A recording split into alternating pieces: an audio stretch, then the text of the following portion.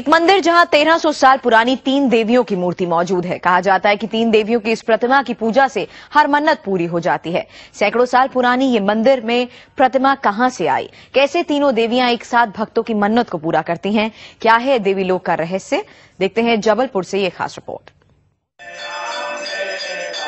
एक पूजा से 3 देवियों का वरदान।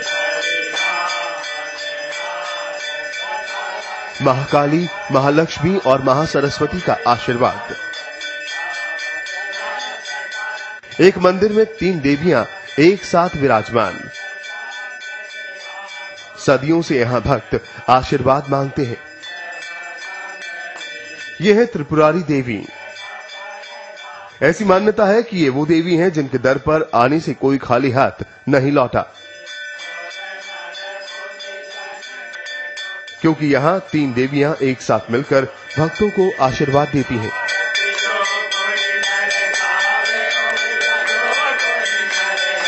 हजारों की संख्या में श्रद्धालु यहां रोज जमा होते हैं और तीनों देवियों के सामने अपनी मन्नतें मांगते हैं। जबलपुर से 13 किलोमीटर दूर तेवर गांव में त्रिपुर सुंदरी का मंदिर है। माना जाता है कि यह प्रतिमा 7वीं सदी की है। लगभग 1300 से 1400 साल पुरानी देवी की इस प्रतिमा की मान्यता इतनी ज्यादा है कि भक्त यहां खींचे चले आते हैं। देखिए, यहां एक मूर्ति है, लेकिन उसमें 3 देवियां हैं। यह है महाकाली, यह है महालक्ष्मी और यह है महासरस्वती। कहा जाता है कि जब भक्त इनकी पूजा अर्चना करते हैं तो मां लक्ष्मी पैसे से जुड़ी सभी परेशानियां हल करती हैं। माना जाता है कि मां सरस्वती विद्या से जुड़ी अड़चनें खत्म करती हैं और महाकाली दुश्मन को परास्त करने का हौसला देती हैं। यानी एक ही पूजा में भक्तों की जिंदगी से जुड़े सभी मामले हल हो सकते हैं। और यही वजह है कि बरसों से यहां कभी न खत्म होने वाली भीड़ लगती है और भक्त भी मुरादें पूरी होने का दावा करते हैं। त्रिपुर सुंदरी हम सब लोग आए थे, यहाँ पे मन्नत मांगी थी, हमारी मन्नत पूरी हो गई। यहाँ पे मन्नत पूरी हो गई। आज क्या मन्नत मांगी थी और कब मांगी थी? ये जो हम अपने बच्चे के लिए मन्नत मांगी थी। यहाँ पे भक्तों की माने तो यहां आने वाला कभी मायूस नहीं होता, लेकिन इस मंदिर में पूजा की एक खास विधि होती है। अगर विधि सही हुई तो मन्नत जरूर पूरी हो सकती है। वो विधि है नारियल चढ़ाने की। यहां देखिए, सिर्फ नारियल ही नारियल दिखाई दे रहे हैं। इन्हें मन्नत का नारियल कहा जाता है। मंदिर के परिसर में ढेर सारे नारियल लाल कपड़े में बंधे हुए हैं। यहां आने वाला भक्त अपनी मुराद देवी के सामने रखकर एक नारियल को कपड़े में लपेट कर चला जाता है और मन्नत पूरी होने के बाद वो यहां आता है, उसे फोड़ता है और पूजा पाठ करता है। ये सिलसिला बरसों से चला आ रहा है। यहां आने वालों का दावा है कि देर या सवेर, लेकिन उनकी मन्नत जरूर पूरी होती है। तुम लोग यहाँ पे आए थे, सन 2007 की बात है। तो मैं अपनी मिसेज साथ आया था, तो यहाँ पे हम लोग मंदिर में मन्नत मांगे थे। तो उन्हीं की असीम अनुकंपा से त्रिपुरी माता सुंदरी की हमको पुत्र रत्न की प्राप्ति हुई और हमने इसका नामकरण रखा। आज ये मंदिर हर खास और आम के लिए आस्था का केंद्र बना हुआ है। ये मंदिर राजनेताओं को भी लुभाता है। बीजेपी नेता उमा भारती अक्सर यहां आकर माता रानी की पूजा करती हैं और नारियल चढ़ाती हैं। बरसों पुरानी इस प्रतिमा के सबूत पुराणों में तो मिलते ही हैं, लेकिन पुरातत्व विभाग भी इस मूर्ति की जांच कर चुका है और इसके इतिहास के बारे में रिपोर्ट दे चुका है। आइए देखते हैं ये प्रतिमा यहां से इस मंदिर में कैसे आई और कब से इसकी पूजा हो रही है।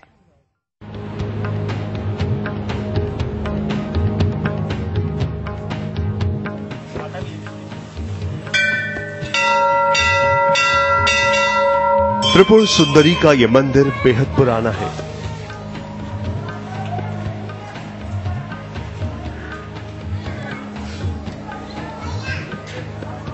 और यहाँ पूजी जाने वाली देवी की मूर्ति भी सदियों पुरानी है। पुराणों में इस जगह का बेहद महत्व है। इस गांव में जगह जगह मूर्तियां दबी हुई हैं।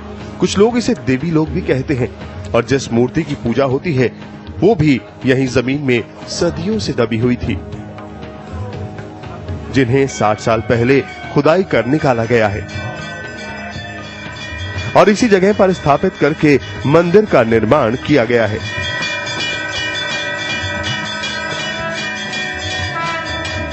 कहा जाता है कि इस मूर्ति जैसी कहीं और कोई मूर्ति मौजूद नहीं है।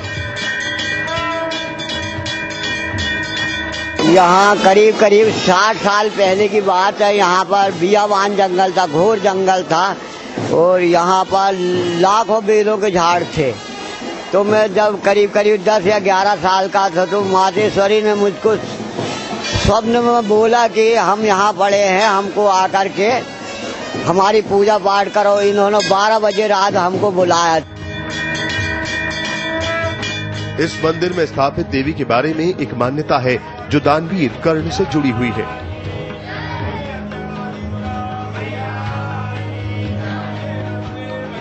मंदिर समिति के सदस्य शिव परेश ने बताया कि कर्ण रोज दान करते थे और उनकी ख्याति फैल रही थी।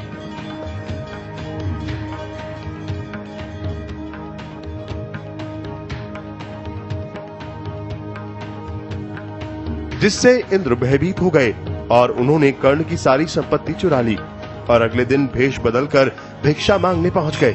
लेकिन कर्ण के पास दान के लिए कुछ भी नहीं था। दान न दे पाने से दुखी कर्ण ने स्वयं को खौलती कढ़ाई में डालकर समाप्त कर लिया। कर्ण के इस समर्पण से देवी प्रसन्न हुई और उन्हें पुनः जीवित कर वरदान दिया।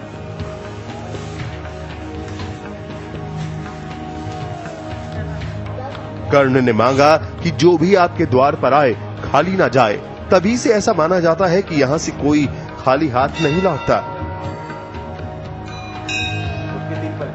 माँ त्रिपुर सुंदरी देवी की जो मूर्ति आप देख रहे हैं, ये पूरी दुनिया में एकमात्र ऐसी मूर्ति है जो दुनिया में ऐसी और कहीं नहीं है, जिसको कि एक मूर्ति में महालक्ष्मी, महाकाली और महासरस्वती तीनों देवियों का एक मूर्ति में स्वरूप हो, ऐसा दुनिया में कहीं नहीं है। ये तो हम अपने धार्मिक ग्रंथों के आधार पर कह रहे हैं, लेकिन वैज्ञानिक परीक्षण पुरातत्व विभाग के द्वारा भी ये परीक्षण करके पाया गया है कि ये दुनिया में और कहीं नहीं है ऐसी मूर्ति। इसके इतिहास की बात आपने की है और महत्व की, तो ये तो राजा कर्ण की कुल देवी हुआ करती थी। ये आज से 5000 वर्ष पूर्व जो राजा कर्ण हुआ करते थे, ये उनकी कुल देवी हैं। इनकी पूजा राजा कर्ण प्रतिदिन किया करते थे और इनकी कृपा से 1.25 मन सोना प्रतिदिन दान अपनी प्रजा में दिया करते थे। अगर मंदिर प्रशासन की माने तो इस मूर्ति की पुरातत्व विभाग जांच कर चुका है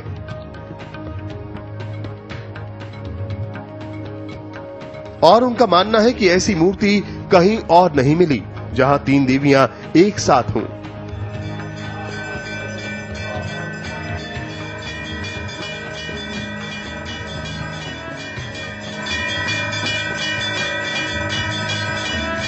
पुरातत्व विभाग के अनुसार ही ये मूर्ति 13वीं सदी की है और पुरातत्व विभाग की जांच रिपोर्ट के बाद ही लोगों की आस्था इसमें और भी बढ़ गई है। यहाँ पर हर किसी की मनोकामना पूर्ण होती है। ये एक ऐसा मंदिर है जहाँ पाके इतनी शांति प्राप्त होती है कि ऐसा लगता है कि बस यही शांत मन हो जाता है और हर मनोकामना पूर्ण होती है। यहाँ लोग सब मंदिर लगाते हैं जो मान्यता के मंदिर होते हैं।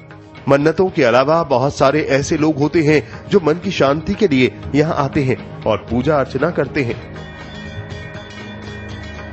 और जब यहाँ से लौटकर वापस जाते हैं तो बताते हैं कि उनका मन हल्का हो जाता है। यहाँ पे कई बार मन्नत मांगी है और जो पूरी हुई है। मैंने भी कई बार यहाँ पे कहा जाता है कि नारियल लीजिए और उसे मतलब मन्नत रख के और फिर उसे नारियल को बांधिए तो पूरी हो जाती है। उसके बाद नारियल आके खोलिए, जो आपकी मान्यता है वो पूरी होगी।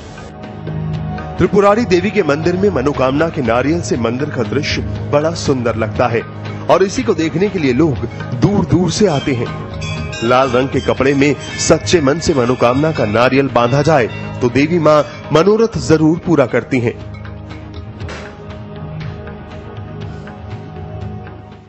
जमीन के 50 फीट नीचे मां भवानी का मंदिर, तहखाने वाले इस मंदिर का रहस्य क्या है, दिखाएंगे ब्रेक के बाद।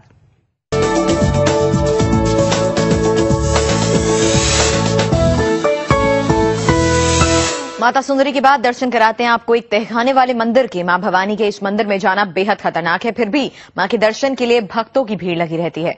भक्तों की आस्था उन्हें कैसे खतरनाक रास्ते से मां तक पहुंचाती है, आपको दिखाते हैं। मां भवानी का एक मंदिर जो जमीन में 50 फीट नीचे है।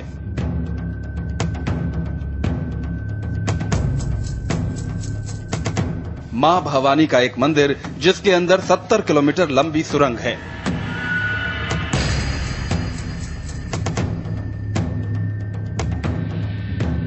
मां भवानी का एक मंदिर जिसकी सुरंग के दो गुप्त दरवाजे हैं।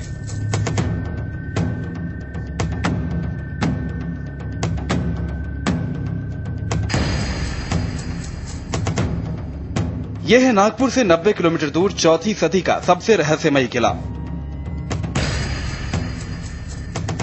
इस किले के अंदर बेहद खतरनाक जगह पर विराजमान है मां भवानी।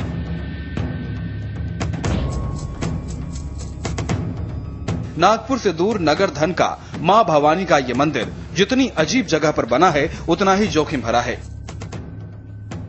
ये यहां तक पहुंचने का रास्ता है। छोटी छोटी सीढ़ियां,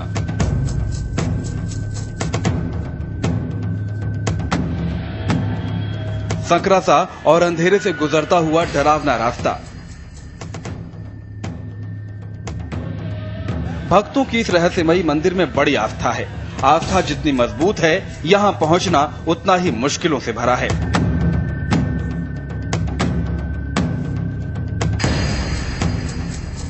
इस रास्ते से एक या दो लोग ही बड़ी मुश्किल से आगे बढ़ पा रहे हैं, लेकिन मां के भक्त बिना कोई परवाह किए यहां उनके दर्शन के लिए आते हैं, फिर मां की पूजा अर्चना करते हैं। भक्तों की आस्था है कि यहां मां भवानी से जो भी मुराद मांगो वो पूरी हो जाती है।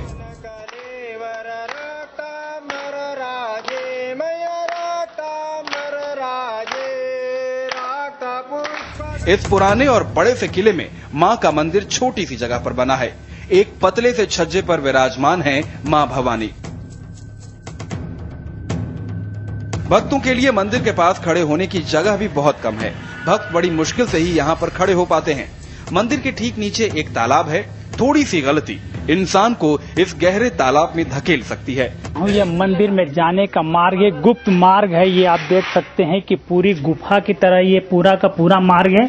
पूरा अंधेरा है। एक आदमी से ज्यादा दूसरा कोई नहीं जा सकता। पूरा का पूरा ये मार्ग अंधेरा है। आप देख सकते हैं यहाँ पे तालाब है। बहुत ही अद्भुत मंदिर का नजारा है। बीच में तालाब है, चारों तरफ ये सीढ़ियां बनी हुई है। अति प्राचीन मंदिर है ये।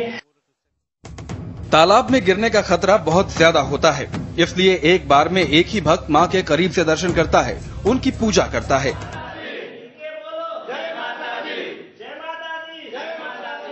बाकी भक्त किले के दूसरे किनारे पर खड़े होकर मां के दर्शन करते हैं।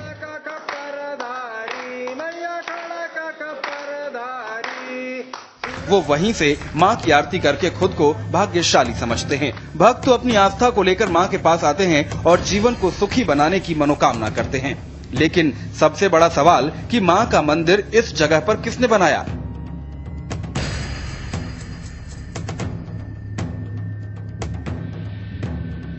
जहां पर एक बार में सिर्फ एक ही इंसान खड़ा हो सकता है। Yogendra Tiwari, India TV, Nagpur. किले में जिस जगह ये मंदिर बना है उसी के पास ही सुरंग भी है। कहा जाता है कि सुरंग की लंबाई लगभग 70 किलोमीटर है। लेकिन सबसे बड़ा सवाल, मंदिर में भला सुरंग का क्या काम? मां भवानी के मंदिर में किसने बनवाई सुरंग? मां भवानी के मंदिर के बेहद पास बनी है ये रहस्यमयी सुरंग।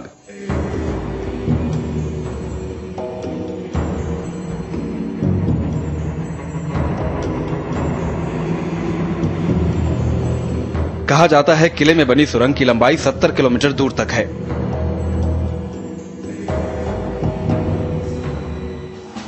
यहां आने वाले भक्तों की माने तो इस मंदिर के पास बनी सुरंग का एक रास्ता भंडारा की तरफ जाता है।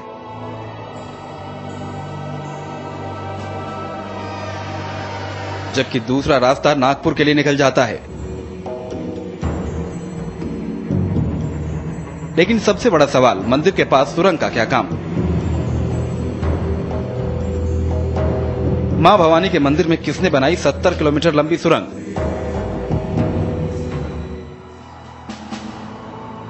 दरअसल नगर धन का यह किला उज्जैन के राजा नंदीवर्धन ने बनवाया था।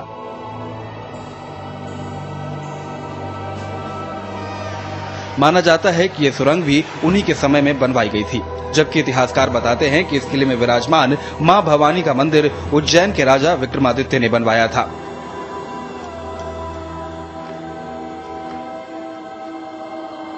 किले में सबसे नीचे बना है तालाब और उसके ऊपर है देवी का मंदिर। कहा जाता है कि तब राजा और उनके सैनिक पहले नीचे तालाब में जाकर नहाते थे, फिर देवी के दर्शन करते थे। मां की पूजा करके उनको प्रसन्न करने के बाद राजा और उनके सैनिक इसी सुरंग के रास्ते लड़ाई के लिए निकल जाते थे। लेकिन किसी कारण से आज सुरंग को बंद कर दिया गया है। यहाँ के लोग बताते हैं कि थोड़ी दूर जाने के बाद सुरंग बंद हो जाती है। ये नगरधन किले के अंदर देवी के दर्शन करने का जहाँ रास्ता आता है, ये आप ये नज़ारा देख सकते हैं कि ये एक गुप्त कुएं की तरह है और यहाँ पे कुछ दूर तक सीढ़ी बनी हुई है। हमने कुछ दूरी तक जाने की कोशिश की, उसके बाद ये दरवाजा बंद हो चुका है। हालांकि काफी पुराना होने की वजह से अब इस किले की हालत काफी खराब हो चुकी है। अब इस किले की देखरेख पुरातत्व विभाग करता है। अगर पुरातत्व विभाग की माने तो पहले भवानी के मंदिर तक पहुंचने के लिए एक झूला लगा था, जिस पर बैठकर तब भक्त माता के दर्शन करते थे। लेकिन समय के साथ किले की हालत खराब हो गई और वो टूट गया।